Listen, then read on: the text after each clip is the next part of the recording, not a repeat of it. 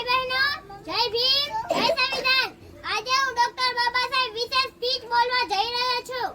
Doctor Baba Saheb Ambedkar પ્રેરણાદાયી વ્યક્તિત્વ પર ભાષણ। આજે હું એક એવા મહાન વ્યક્તિ વિશે બોલવા જઈ રહ્યો છું જેમણે ના માત્ર પોતાનું જીવન બદલી નાખ્યું, આખા ભારતને એક નવી દિશા આપી। તેઓ ડોક્ટર ભીમરાવ રામજી આંબેડકર।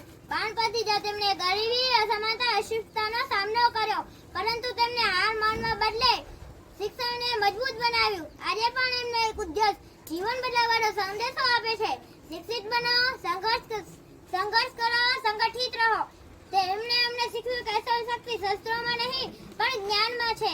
કોઈ પણ મુશ્કેલી આવી જાય, જો તમારું મન મજબૂત હોય તો સફળતા તમારા પગે પડી શકે છે। તો એ ભારતના બંધારણ રચના કરી દરેક નાગરિકોને સમાન હકો આપ્યા। જાતિ, ધર્મ કે લિંગ કાંઈ જતું નથી, દરેક માટે ન્યાય અને સમાનતા।